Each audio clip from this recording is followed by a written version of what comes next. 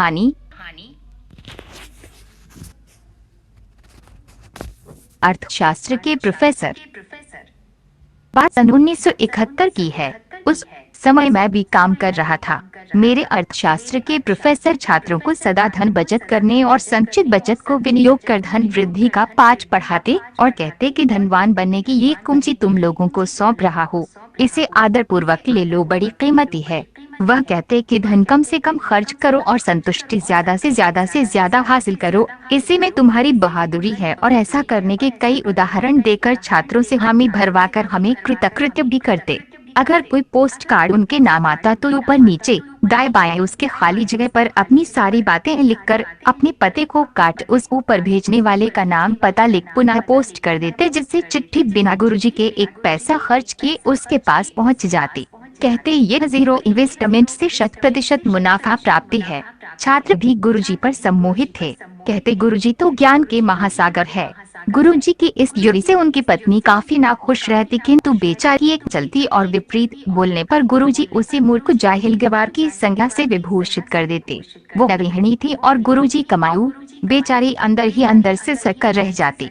यदि गुरुजी की कहीं बेइज्जती होती तो मन ही मन वह बड़ी खुश होती। यद्यपि शास्त्रीय तौर पर भारतीय नारी के लिए मन में भी पति के लिए गलत सोचने की मनाही है, किंतु उसका मन दुखी हो बलात् ये कहता कि इस घमंडी संवेदहीन की यही माकूल सजा है। पति को ले कुछ बिंदुओं पर पत्नी के मन में उसके शास्त्रीय ज्ञान और उसके मनोविज्ञान में आपस में खूब शीत युद्ध होते। अर्थशास्त्र के इसी सिद्धांत के बलबूते गुरुजी बड़े स्टाइल से रहकर जीवन को तय करते। एक दिन कुछ कारणवश गुरुजी को पास के एक कस्बे में जाना पड़ा। उनका दाढ़ी व बाल बढ़ गया था, जिसे संयोगवश वह समय से न कटा सके।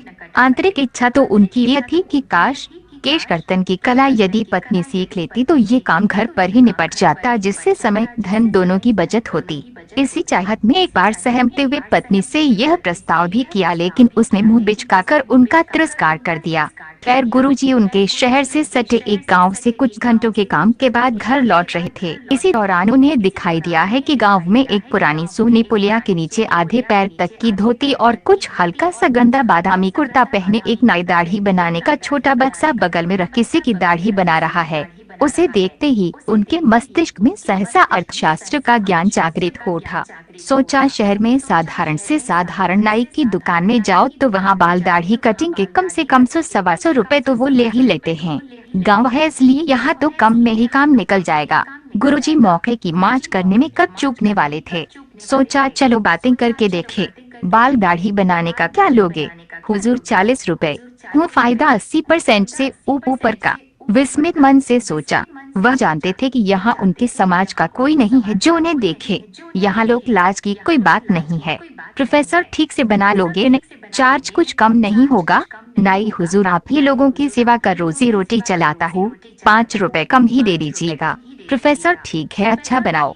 भूमि पर बैठे नाई ने अपने सामने रखे पत्थर पर उन्हें बैठने का इशारा किया और बैठ जाने पर उन्हें एक छोटा शीशा थमा दिया ताकि वे कटिंग के दौरान रही कार्यवाही से वाकिफ रहे। कान के किनारे के बाल की सेटिंग करने को जब हुआ तो प्रोफेसर को उसने अपना कान हाथ से पकड़ने को कहा। बेचारे ने उसके संकेत का पालन किया। सोच रहे थे मैंने छात्रों को सजा देने के लिए कभी छात्रों से ऐसा करवाया था, आज इस साले ने मुझसे ये करवा डाला। चलो कोई बात नहीं, आर्थिक लाभ तो हो रहा है। आरंभ में उन्हें वहां बैठने में झिझक महसूस हुई, किंतु उनके अर्थशास्त्री दिमाग ने इसे स्वीकार कर लिया। चूँकि गुरुजी को वहां किसी पहचान के व्यक्ति के मिलने की कोई संभावना न थी, इसलिए उन्होंने सोचा कि क्यों न मौके का फायदा उठाया जाए। लेकिन ये सब होने के पश्चात भी उनके मन में अंतर्द्वंद चल रहा था और अंदर ही अंदर वे कुछ अचकचा से रहे थे। केश कर्तन हो चुका था, अभी दाढ़ी आधी ही बनी थी कि न जाने कहां से उनके कॉलेज का एक लिपिक प्रेत जैसा वहां प्रकट हो गया। पीछे खड़ा अपलक अचरज से उन्हें निहारता रहा व मन ही मन उन्हें कोसता भी रहा कि सरकार से इतना मोटा वेतन पाने वाला प्रोफेसर यहाँ बैठ जामत बनवा रहा है। धिक्कार है, चूल्हो भर पानी में इसे डूब मरना चाहिए। उसने अपने मोबाइल पर धीरे से उनकी फोटो भी ले ली थी।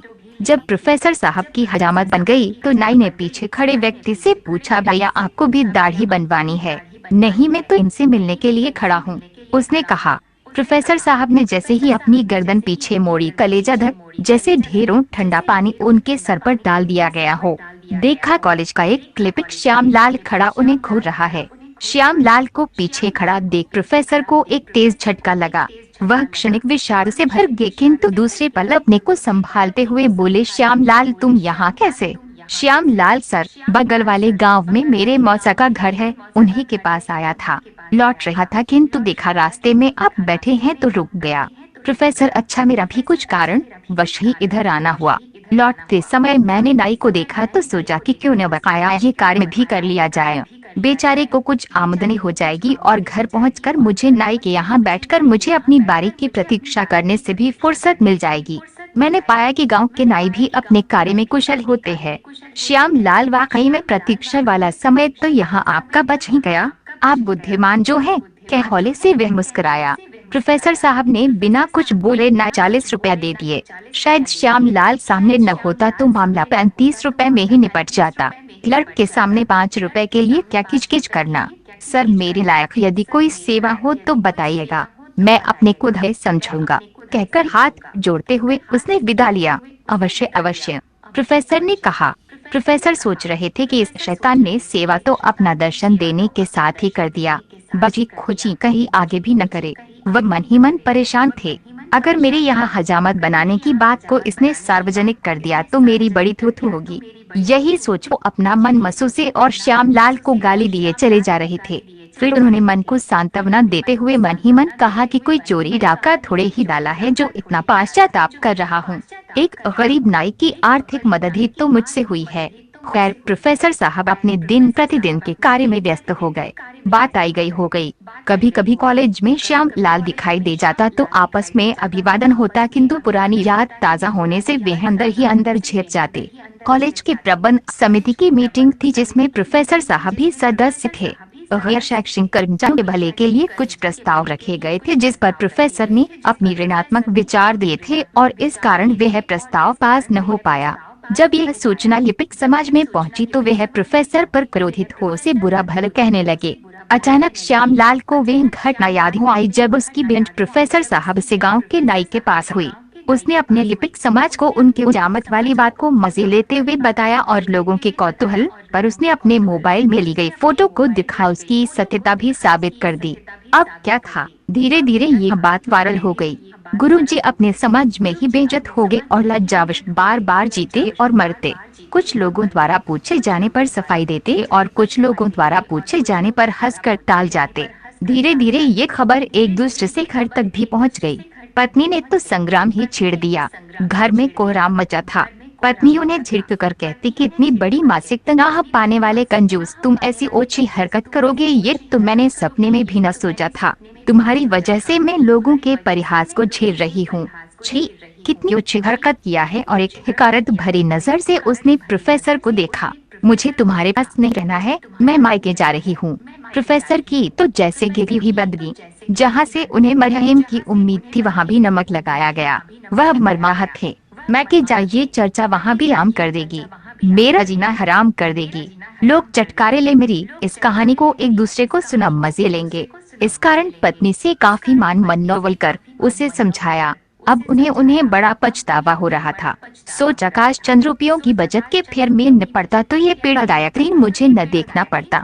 हाय रे दुनिया, जब मैंने कोई अपराध नहीं किया फिर भी मेरा जीना दूभर हो गया है। समाज में बेइज्जत होना तो मर जाने जैसा लगता है।